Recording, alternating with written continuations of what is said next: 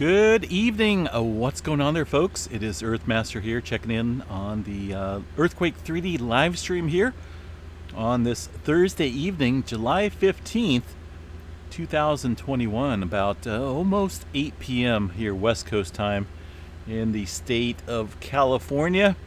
The latest quake, it's going to be a 4.4 earthquake down here on the southern South America region. Somewhat deep as well. You can see the ring raised off the globe there, indicating the deep earthquake movement along the Peru-Chile Trench. Major player when it comes to producing some significant sized megaquakes in that area. But for now, at least over the last 24 hours, a cluster of fours, and most of those fours are relatively deep as well. I want to kick things off here with a little bit of interesting solar weather activity kicking off on the far side of the sun. This is an article put out today by the spaceweather.com, and of course many other news articles putting out information about this. A massive CME hit, not the Earth. Well, actually we felt the effects of it on the far side of the sun, which would be us, right? The CME took place on the far side of the sun, away from us. But we still felt the particles and whatnot here away from that area on this side of the sun, facing us. So these guys are saying, imagine an explosion on the far side of the sun so powerful we could feel it on Earth. It happened on July 13th. The debris emerged in a circular cloud known as a halo CME. You can see that there in that article, or at least in that video. Beautiful, massive CME. You know, I don't know. The sun plays a major part here on Earth, folks. Life, right? We would not survive without the sun. Charged particles, we're all basically, I don't want to go into extreme physics and quantum physics and stuff like that, but man, we're all made of stars. So yeah, let's see, what do we got here? So yeah, far side of the sun, CME. It did increase some high energy particles. You can see some interesting. That's a July 3rd X flare. The halo CME of July 13th charged up some particles and sent it our way as well, even though it was facing away from us. Pretty crazy.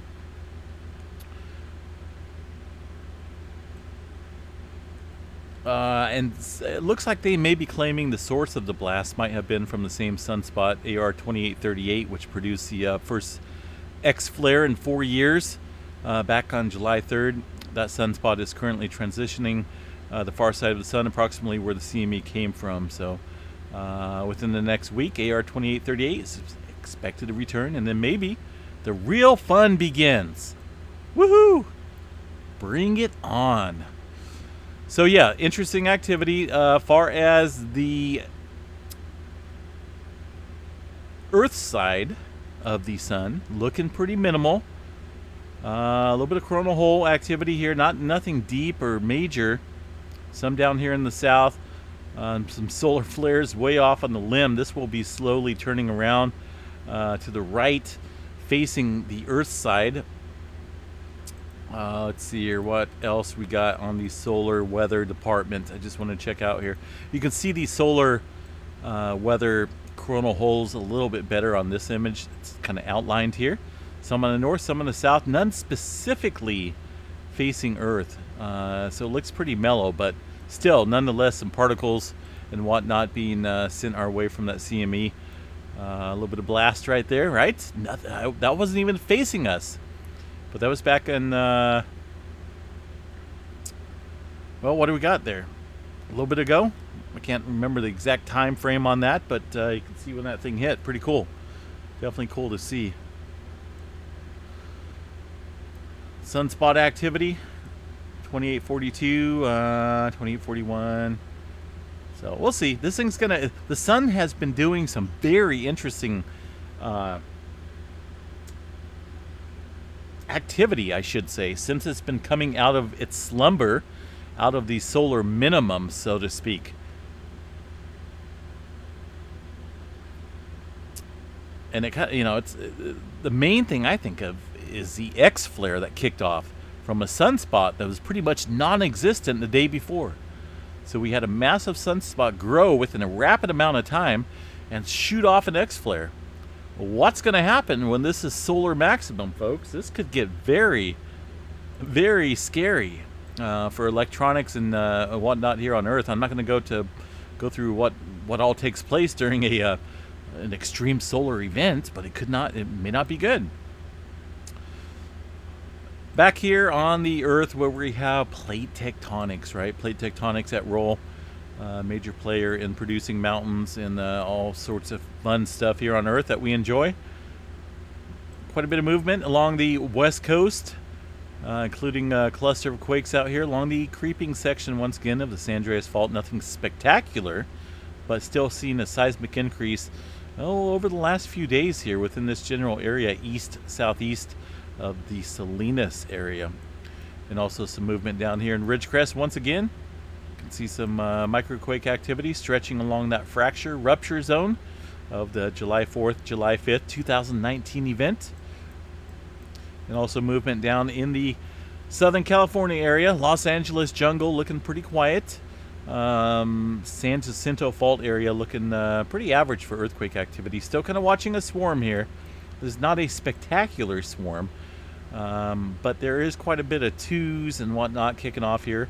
I think this is a couple days now that we've been seeing activity ramp up in the Imperial Fault System. We're just off the Imperial Fault System. Kind of a major player between the plate boundary here of the North American Pacific Plate. Shooting up here to the North Pacific Northwest into Washington area. Mount Rainier, what's going on up there once again? Right there at the summit, quite a few microquakes taking place. Let's go ahead and check this out real quick while we're talking about Mount Rainier. Volcanic seismicity here at the Mount Rainier station. Showing up in the red circles, kind of north of where all the swarming's been taking place. We'll see if we can get some seismograph stations to pop up and show us the detailed activity. And let's go ahead and go back here and see what we got here.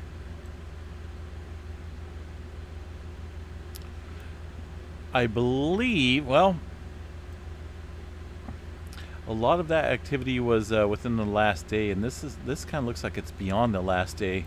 But definitely some earthquake activity in these large spikes, and possibly even in these smaller spikes indicating some earthquake activity, but not being reported. This here is over the last couple hours. You can see some more spikes. General small, very small movement. But yeah, kind of interesting activity taking place, but I don't see any volcanic movement. Basically, it looks like average fault stresses and whatnot in the region. Same for this station here, just to the southwest of the summit. Hopefully it will let me access it. There we go. There we go. Thank you. Thank you. Some interference right here looks like. Earthquake. Earthquake right here. Earthquake. Some well-defined earthquakes taking place here, but nothing significant, folks, in that area. Just a couple small microquakes, but showing up pretty nicely on the seismograph station. And I like it when they have it tuned up correctly. Thank you very much, sir. An explosion up there in the, who knows what's going on up there around the quarries, maybe. 1.6 explosion, pretty good one. And some movement off the coast of Washington. Pretty deep movement, 35 kilometers, or yeah, 35.6 kilometers for a 2.3, sitting off here along the Cascadia zone, Cascadia megathrust area out here, just off the coast of Washington. Tremor, I didn't get to see the tremor yet. We kind of skimmed past that, but we're going to look here in just a second. Some further movement off the coast of Oregon into the Blanco fracture zone, a 2.9. I had an ant crawling on me. I was up in a tree picking some more grapes. I got some grapevines growing on top of my orange tree. So they're way up there. I have to get on a pruning ladder. And that thing's kind of scary when you're way up there on like the second from the last step. So 2.9 out there in the Blanco fracture zone. That's about it for the this area right here. A little bit further south around the Mendocino area, Mendocino fault system, and 2.5 off the coast of Petrolia area, 1.1 kilometers. Been seeing some heightened movement out here, just off the coast. What else we got here, folks? Round and round we go around the Pacific Ring of Fire. Japan seeing some movement at 4.6. Taiwan down here through the Indonesia area. We haven't seen any more tremendously deep movement, but these are not shallow earthquakes. 4.5 and 4.8 near the Kermadec Islands area. 260 kilometers down dip downstream there in the trench, and also some movement, like I said, the deeper activity there in the Vanuatu region, Port Vila down here to the south, 188 kilometers. So still seeing some pretty deep movement. What's that doing to Hawaii? Let's go ahead and zoom in there with all the deeper activity taking place around the Pacific Plate. Plays a major movement, major volcanic activity, not major volcanic activity, but definitely could see some interesting movement with all the deep activity taking place. Kilauea Summit, or crater area, seeing an earthquake right smack dab in it, 1.7. And also some movement kind of taking place there to the southeast of the Kilauea crater. Some pretty shallow movement at that. Some microquakes, though, in that region. We got to watch for deep movement here in this area. That could trigger a refuel of some magma into the area. But for now, just kind of shallow earthquake activity. Down here in the southeast flank, typical 33 kilometer earthquake activity, nothing major changing. So yeah, just kind of watching that. This area off here near the Lohe Seamount, pretty quiet, underwater volcano. And what else we got here globally, folks? The Middle East looking pretty quiet throughout the Mediterranean Sea. Doesn't mean there's any. This map right here showing no earthquakes does not mean that there's no earthquake activity taking place. In fact, I guarantee you, there's an earthquake taking place, smaller ones all around this area. If we had like an all magnitudes map here of the earthquake activity taking place, it would be cluttered, just like Southern California. But this just shows 4.0 and above for the from the USGS, so don't need to clutter the map right now. Pretty quiet when it comes to moderate to large magnitude earthquakes over there. Puerto Rico calming down a little on the earthquakes. Just a few handful of quakes on the southwest area of Puerto Rico, and also here near Haiti area, seeing a 3.9. At 10 kilometers, striking the region. Let's go ahead and check out the tremor map real quick along the Cascadia subduction zone. Just some movement into the southern Oregon area, underneath the southern Oregon area, about 35 kilometers or so down dip, downstream of the North American plate here. And that's about it. We're looking at about 134 epicenters once again in that region. What else we got? Yellowstone National Park. This is kind of interesting. We're seeing a little bit of movement in the northwest corner of the park, and a separate earthquake swarm in the southeast corner of the park. How do I know it's separate? Well, you take a look at the seismograph stations and look at the localized earthquake activity on any of these maps, and you'll see that they show up distinctly and sharply in the northwest corner of the park. You look over here or away from this area, they're not really showing up. If they are, they're pretty minimal for that time frame. So that's separate. And if you look at this earthquake activity down here, right here, this activity is not showing up on these stations. If they are, they're very minimal. So we got two separate earthquake activity swarms taking place there in the Yellowstone National Park area. Yellowstone caldera in the black outline around the area, and it's kind of kicking up a little bit over the last few hours. You can see some pretty heightened earthquake activity. Nothing big. In fact, the USGS, let's go ahead and see what they have it set at. See if they're See if they're even picking anything up. So they're picking up definitely in the northwest corner, but they're not really picking up the activity down here to the southeast yet. But I'm sure that will change. The northwest corner here had a pretty good swarm of activity. Whenever I see this bam, bam, bam, it's like rapid earthquake activity.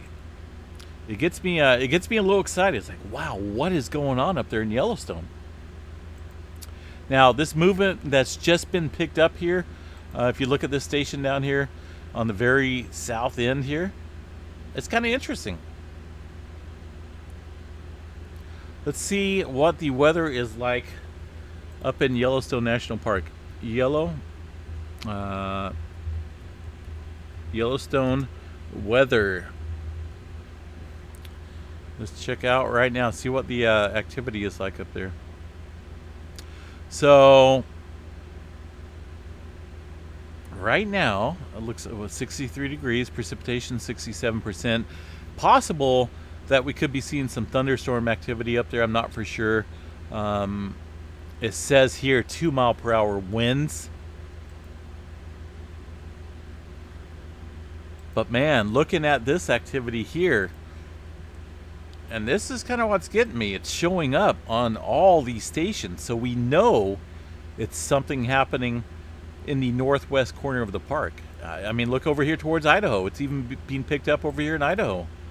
Some general activity. That's kind of interesting. We're going to have to pay very close attention to that. I'm going to look at the weather here a little bit more in detail after this update video. But I don't know if it's weather related or something else. Do you guys see what I'm saying? It's a little thickness of area. If I was thinking volcanic activity, this is what I would look for. This is what volcanic movement, magma movement looks like underground. But I can't be so sure of it at the moment. It is showing up way down south here, near the Pitchstone Plateau and also Moose Creek, Idaho area. But I can't rule out weather yet. I cannot rule out the weather until I figure out if there's, maybe there's thunderstorms up there taking place in the area. Let's see. I'm going to look on my map here. In the Yellowstone area, I see thunderstorms. Thunderstorms in the right there around that area. There's a tremendous amount of thunderstorms here. I'm looking on Radar Scope, which is an awesome app to use when it comes to tracking weather. That's what I use when I'm out there on the field, storm chasing. So looking on the Radar Scope map, I know you guys can't see it because I'm on my phone, but all within this area, we're looking at considerable lightning strikes. A lot of lightning strikes and a pretty significant thunderstorm, obviously, over that area. So I'm going to go ahead and guess and pretty much call that thunderstorm weather-related activity. Could be potentially picking up thunder there. Very possible. But either way, we'll keep an eye on it, folks. If this thing was clear, if we were looking at that signature in the Yellowstone area and we had clear weather up there with no wind, I would say, you know what? There's something moving underground, and it looks like magma, but it's not.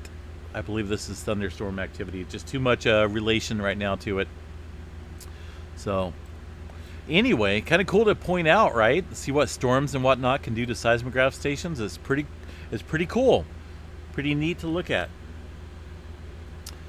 All right, folks, I'm going to jump off here. Hope everyone has a good night. I'm going to throw up a tri-tip on the barbecue and just have a good evening and, just relax a little bit and kick back out here on the live stream and maybe chat here with a few folks.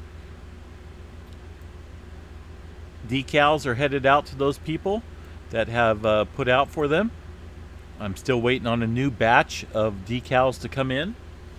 I got an overwhelming response, folks, of decal requests of the Earthmaster channel. So If you haven't got yours yet, they will be coming, or they will be in the new batch that I will be sending out here very soon. So be patient.